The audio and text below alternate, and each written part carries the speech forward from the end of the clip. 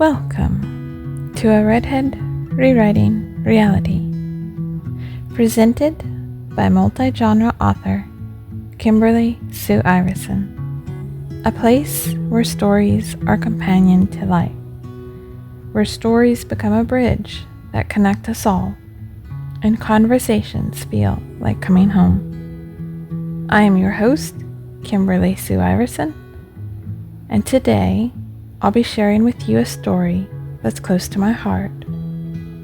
If you prefer to read along or explore more stories, visit my website at kimberlysueiverson.com. This audio experience is intended for an adult audience. Themes and topics may not be suitable for all audiences.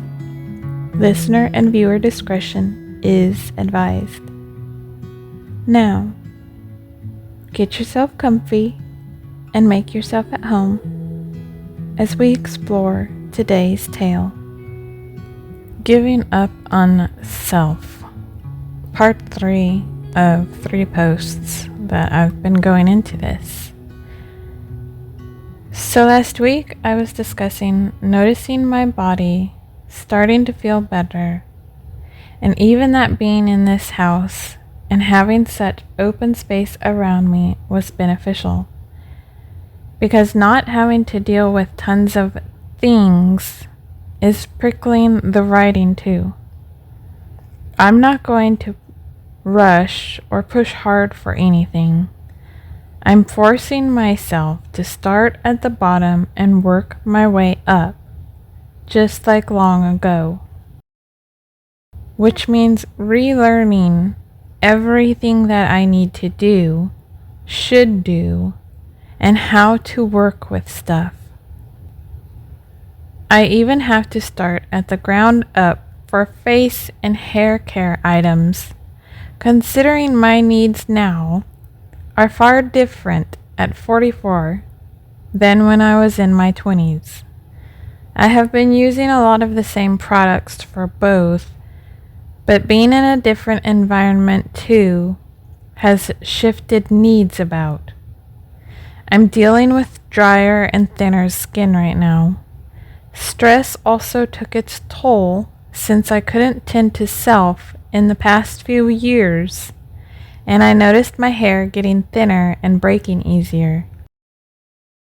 Having long hair is great until stress or similar hits. Could be an internal aspect too, but I do need to start focusing on self-care for that as well. I wasn't doing much but using what I had on hand to save funds for many years. Contrary to what people think, even while I'm low maintenance and prefer the natural look and route, I did take care of my skin and hair. Take care of the body so it can function at its best and do good to you, you know? It also helps improve your mental health knowing your tending self. Small things can help too. It's why there's a focus on those things that become routine when you're depressed. Like just getting dressed is a big deal. Just brushing your teeth and getting dressed. Just brushing teeth, hair, and getting dressed. Putting shoes on. Such small things can have such a dramatic effect on our mental health and how we feel. I gave up wandering around in my sleep outfits and loungewear all day long ago, unless I want my body in that space of relaxing. So on Sundays, I will half dress so my body knows relax. Even putting on exercise clothes instead of working out in loungewear can shift my mind too. I'm ready for exercise. Such small, unknown things can dramatically mood change a person. At least it works for me. For me, a routine has always helped too. One where I incorporate everything I need to do. Tend self, exercise, tend dogs, clean, cook, write, market work, and socialize. Even if the socializing is just texting friends or hopping online. People underestimate that. They make online friends seem so little, as if it means nothing or does nothing. I'm not saying that only online or only offline is good either. Whichever can help you socialize and get that each day is a good thing. Some are homebound, so literally have no outside connections. So that little thing can truly help them. Granted, it also is about how they use it. I'm sure some of those trolls online are those types and use it negatively. If you're an adult, that is. If I had a child or teen, that's a different socializing they need to develop those attributes. I've been there and done that. Anyway, the last thing I said was, all of that though led me also to consider me in general. Getting my writing back on track is a me thing as much as work, but even no longer purposely choosing clothes strictly to avoid being verbally attacked. Taking the time to take care of my hair and my skin again. Even those small things was too much for me over time. I'd be exhausted and didn't want to waste my energy on that when I needed it for bringing in money or being, awake during the day. Just as much as before when I did stuff, if my mom saw it, yay. Why I did most self-care things in the morning while she slept. So continuing on, I didn't have time for naps in the past year either, and even before then, so that's obviously something that if I feel I need, I may try to see if my body can accomplish. I haven't been a napper in a long time, unless I'm in a moving vehicle, but I'd fight that feeling and push through it during the day, versus allowing myself an actual nap, because how dare I, taking care of self? Gasp! I remember finding pictures this past year of myself in my mom's phone, where she'd snuck in my room when I got a migraine years ago.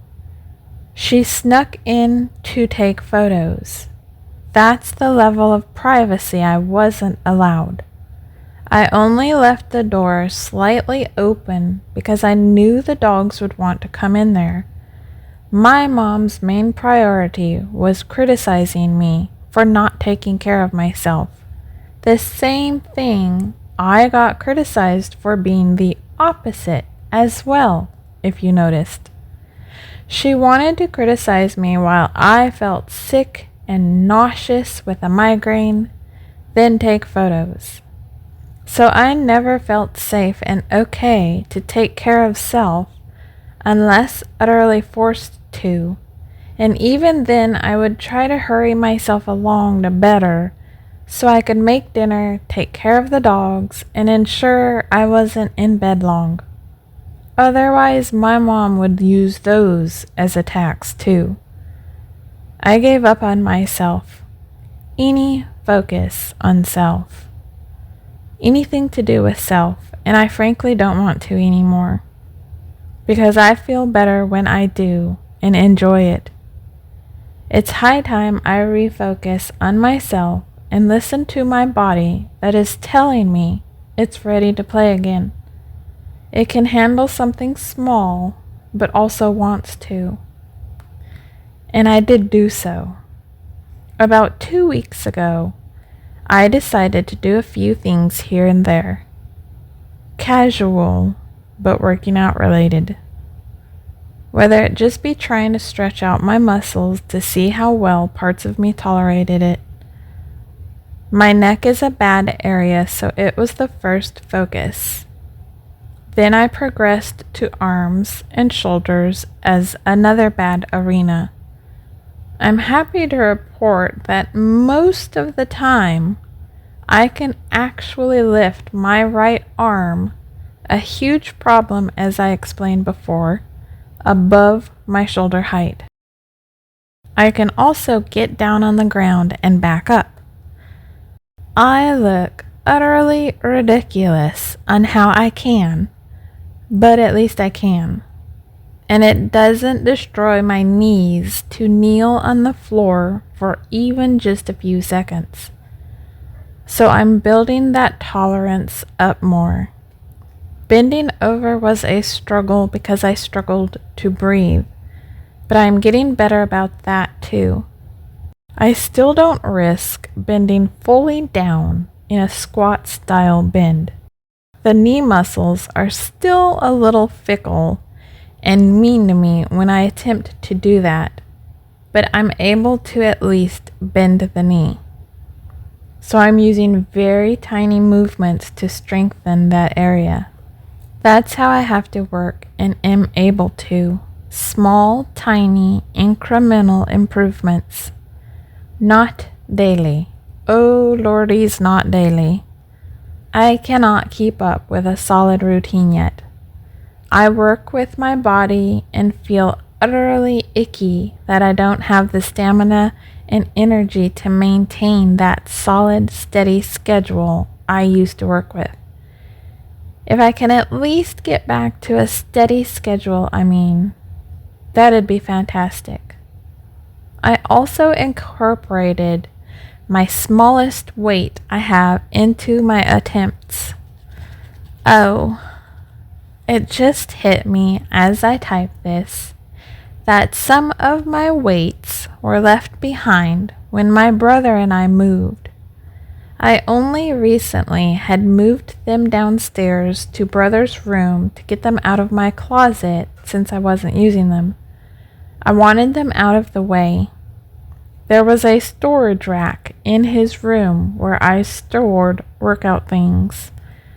I only have a small weight at this house and my 15-pound weight I'd use for my arms. Another later on purchase to do, probably. A set of weights. For now, what I have is fine. None of those were my weights anyway. I was using an old one of my dad's and uncle. Anyway, I made the active decision for the past few months to focus there, to reclaim taking care of myself, and not just my body, but every aspect of myself. My mental space, my emotional space, my skin, my hair, my face, and every single inch of me that had been slowly left out and pushed aside out of necessity, out of energy, lack of motivation, you name it. I have this weird shift happening within myself anyway, so I've been considering other things I want to do, other stuff to focus on, private projects I may or may not. We will see. My body is not even close to healed or better, so when I say all this, bear that in mind. But it's not as bad as it was even just last year, and more so 2 years ago, which tells me that even though it's a very incremental and slow progress, it is slowly getting better. Will I ever be 100%? I don't think I will. I have a really tuned gut instinct, more so with my body, and also taking into consideration just past experience. I can't say I will. My body was already reaching a level of pain and exhaustion long ago. So if I can improve just that much more though, I can handle that long term. That'd allow me to get down and bend a bit better, do the things I had to stop doing as frequently or at all. I'm able to move fairly decently these days if I get proper sleep, especially. Even a few days off a normal good schedule, and my body and mental space are shot. Take last night for when I'm writing this. I only had probably 7 hours of sleep, and yeah, my body is really hurting and I'm barely cognizant. Even just 1 less hour and going to bed like last night around 1 a.m. isn't good. It wasn't intentional in that case.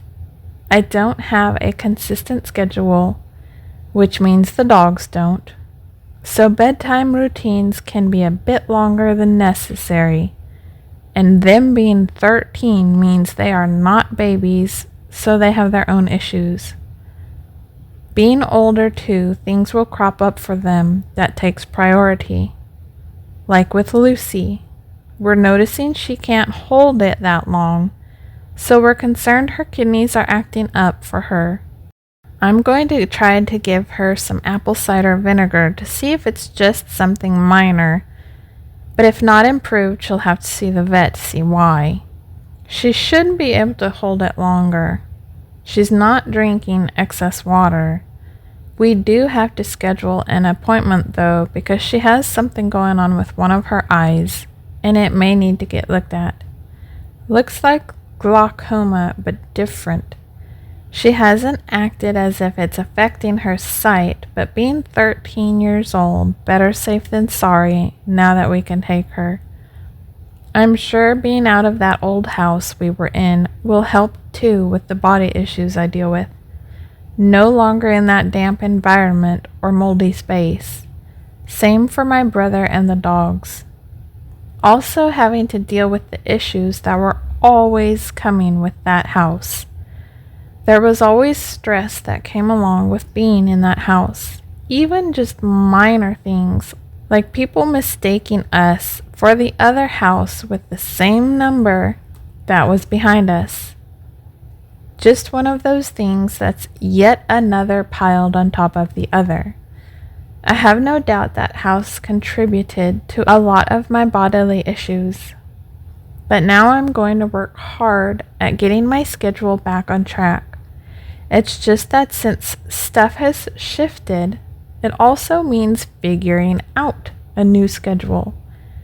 My schedule was built around a lot of dogs and my mom taking care of a ton of things in that house and too much of that outside of me. Things I don't have to deal with. I don't have to schedule time to prepare meals for Chewbacca to ensure he eats and give him meds to help him move. I don't have to worry over Kendra needing CBD oil to try to calm her weird things that began to crop up toward the end, more so after Chewbacca passed. So it's just a matter of figuring out a schedule as much as trying to get back on one. Not just for me, but the dogs too. They need a consistent schedule for them as well. They do better on one. I don't think people give that much credit. It might be boring, but schedules and daily things to do can dramatically improve a lot of aspects of the life. Sunday is the day that I allow myself to go off schedule or purposely schedule in fun things like doing absolutely nothing but playing mobile games or whatever else it may be for me. I need that as much as the schedule.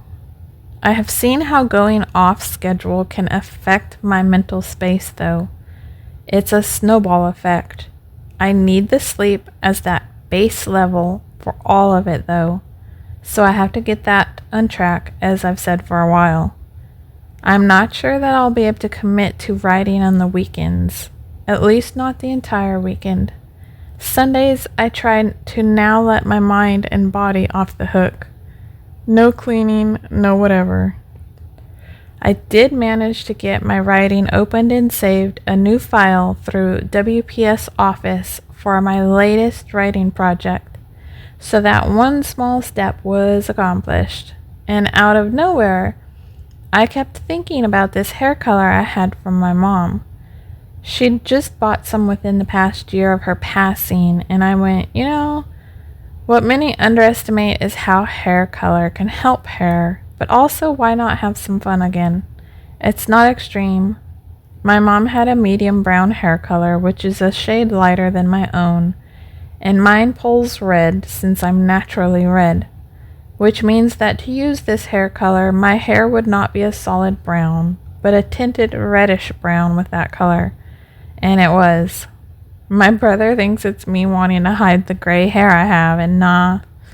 I had a nice gray streak starting that was cool, but it's also a much more delicate hair, and the strands wouldn't stop breaking.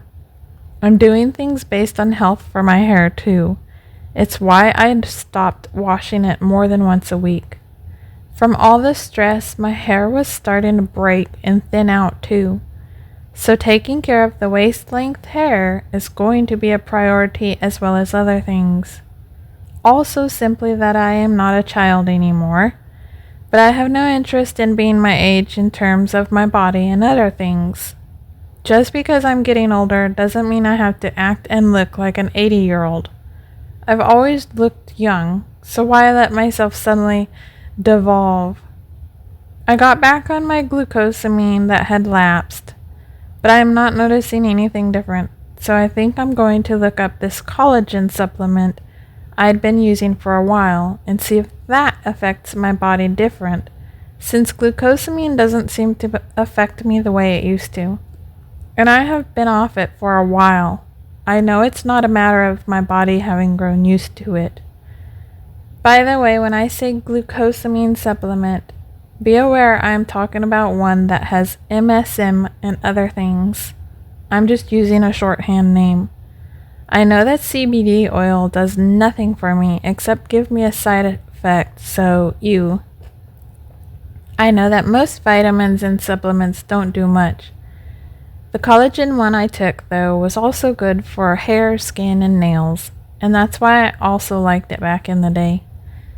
Again, I will repeat that this is all based on individual preference, so this is not advice to heed or replace a medical professional.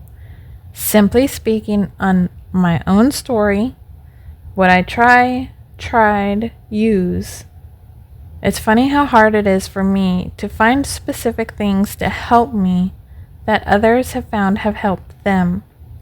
I am thinking about this drink that my brother tried recently. It was on sale finally, so he decided to try it. He watches this guy online I'm sure many of you know. His name is Roman Atwood. I guess he was a prankster back in the day, and now it's his son Noah doing it. Well, there's this ketone drink called Kinetic he is always drinking. It's, I think, supposed to be a more natural-based energy drink. I could be saying this all wrong, but Roman is drinking it all the time and talks about it giving him so much energy. Well, brother found a sale for a 6-can pack finally from Amazon and got it. He had a can of it and noticed he was awake and energized all day long. He was going to talk to his doctor about it for his next appointment because there'd been an issue with him losing ketones in his urine from his kidney problems, so wanted to discuss that with his doctor, if that drink would be good for him or one like it, if he should or could drink it long term, that sort of thing, since it's a ketone drink. So I decided I would see if it provided me the same benefits that he experienced. I mean, a more natural alternative to help energy, to help me focus, to give me some oomph in the body like he felt. I drank half a can, which was to him a huge boost, too. It was as soon as he began to drink it, he felt different and lively, buzzy, good. I felt nothing. I literally felt nothing the entire day. The flavor I had was a pineapple mango, I think. All I could think of were those Flintstone vitamins we took as a kid. You ever have any of those? That's the flavor I thought of. The drink is a bit tart, but also sweet. So that's all I kept thinking about when drinking it. Well, I discovered I felt zilch. But for my brother, it's a great benefit for him. He just noticed he can't drink it after 2 p.m. like I used to be with coffee. It kept me up. I can now drink coffee late and it still won't keep me up. I'm becoming my mom in that way. She could get up, have coffee, then go take a nap or go to bed. It weirded me out. Like, how are you this way? I mean, coffee didn't give me a massive energy boost, but it did keep me up at least. Now? Pfft. Hot chocolate might because of the sugar in it if I'm not careful, but coffee? Suddenly nothing. Many of the things that were helping or affecting me before don't now. So that tells me with a lot of that, I will also be having the fun of discovering what to try for my body, my mind, my hair. I got back on a B12 combo to see if that would benefit me, and I didn't notice changes. It slightly did last year, but so far nothing. It took me forever to find one without biotin. I cannot take biotin unless I want huge, painful cyst zits. Also, fish oil does that to me sadly, and gives me tooth and jaw pain for days. Same with CBD oil. So bad I've said before that I feel as if my teeth are about to fall out. It is painful. Yet I'm not allergic to fish, so I'm not sure how that works. Maybe I could do a flaxseed oil supplement for it. Goes to show that things can shift pretty fast in my body. It's what I've struggled to get people to understand. I used to struggle to get doctors to listen to me, even as a 12-year-old little girl saying, my IBS isn't food related. It's stress. I can do fine, and the moment I had to go to school, liquid stomach, and run the bathroom, I would chug, yes, really, Pepto-Bismol as a child, then go to school and pray it would kick in by the time I got to school. It was a 50-50 shot. I would carry those tablets and chew them up with me while out and about with my dad sometimes. I still can see myself in a store doing it, walking back and forth down the aisle trying to get my body to calm. Doctors would give me the meds that made me a zombie and yet did nothing else for me. Because, if you turn someone into a zombie, surely all will be fine. Shut down every part of them, and they'll at least not have to worry over their stomach. And yet I still did, because I had thoughts going inside that it didn't touch. It wasn't as bad, but when you are at that point, you learn to read your body even more. I am totally for a doctor if they help you. But understand that some of us have spent their entire childhood in a doctor's office, being poked and prodded and tested and drugged, and never once found relief for their issues until they gave up and started to study and learn more natural medicine and implemented it. It is why I am a huge advocate for natural methods to heal self. Lots of trying out things that way too until one fit. Not all of us are the same. We are not a carbon copy society. What works for you doesn't work for me, so this doesn't mean for everyone my method works either. My body just prefers that. Like how now I can't stand even more foods. My body wants steamed veggies more than fruit. But then I don't even really like mac and cheese anymore either. I was thinking about it earlier too. I am clearly just going through another shift. My mind and body want different things. I don't even want to behave the same way I have. So enjoy how I am for anyone around me. I'll be trying out things to see what will work for me now. It's why I say this may not work for you or be good for you either. Anything I discuss, don't just use my methods at the drop of a hat. I've been doing this trial and error and listening to self stuff since I was in my late teens for a reason. It was the only way I found relief instead of chugging Pepto-Bismol nearly every morning, which I'm sure wasn't good for my body to consume so much. But we do what we have to find that relief. Like I was talking with my neighbor about, when you've dealt with pain for a long time and find something to ease some of that pain, finally, it's a huge deal. That's now going to be a part of my routine too. A lot of what I quit long ago too, I may even try again as a test to see how it feels for my body. For working out, I can't do yoga or Pilates of any kind right now because I have no mat for it. The floors in this house are LVP. If you've never been in a house with some, I equate the feeling of them to those white picket fences that are like plastic. Same feeling. So that wouldn't be good for the body to be on. I'll have to get an extra thick mat too, because of the floors, but also to ensure my body is supported right. I have some saved into an Amazon cart that I will have to eventually get.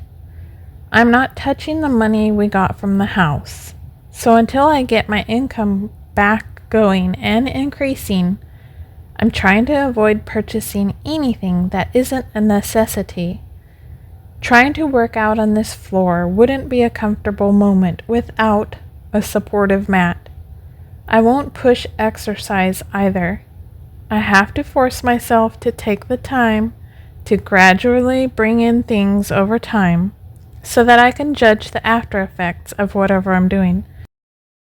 What's odd with the body pain and weakness I deal with is that often the results of whatever I've done isn't felt for days. Today I can lift a bunch of objects and push my body past where I should have. Tomorrow I will feel fine, but potentially 2 or 3 days later, that's when I feel the results of that. I have to be careful of what I do, because I may not feel what I've done for a day or more. Not just for working out, but in terms of doing things for me and my mind as well. I have to slowly attempt to incorporate, for writing too. What I've always found a struggle in terms of self is how easily my mind can get bored. I have to work around that and with that. I can't force a schedule that doesn't work for me anymore. Because then what happens when we try to force something we don't really want to do? Yup, fail. So I will be slowly trying to bring things in to do and see how well I can stick with it. Also, I don't know when my mind and body will revolt and I'm barely cognizant to the point I can't do something, which then throws off a schedule, and when I'm struggling to get onto one, I'd then revolt and it would go out the window. It sounds like it's a delicate balance, and it is for me. I am a hard-headed and stubborn individual. Congratulations to anyone who thinks I don't admit to it. I do. I know it's hard to deal with. I struggle myself with it. My brain can be fickle and revolt against the slightest pressure and boredom. I am not like most. I will never be. I would love to be at times, but it just won't happen. I try to take things that are for focus too, and that too doesn't do much. Coffee helps, as I've mentioned, for brain fog, focus, and body pain. That's still working for me. That's an effective and natural med in that way, so I will maintain that.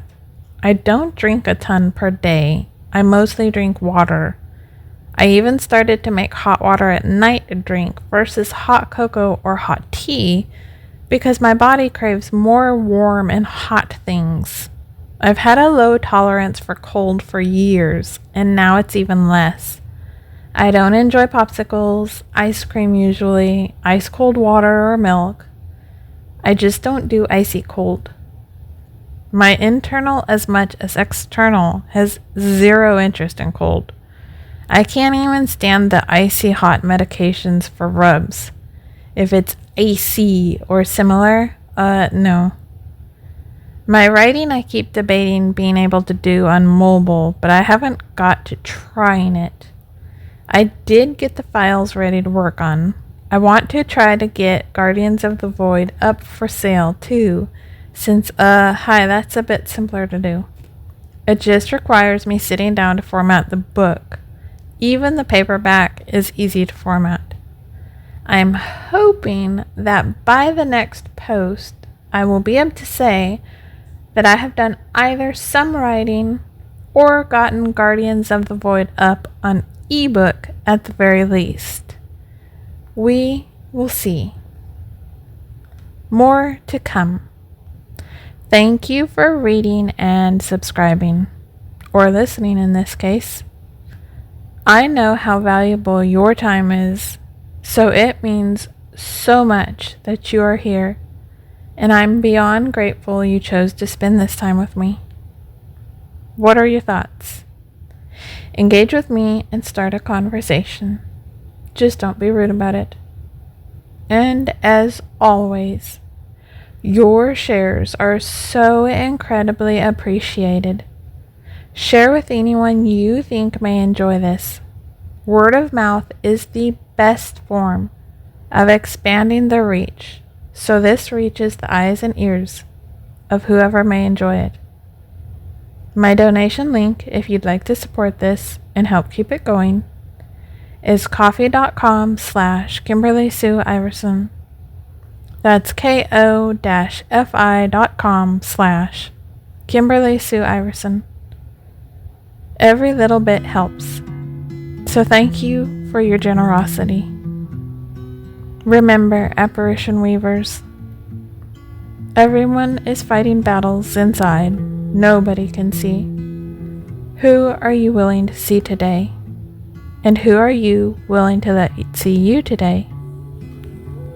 If you'd like to follow me on social media, you are more than welcome to, and I'd love to connect you there. For Instagram, Facebook, and Threads, I have to use Kimberly Sue Iverson.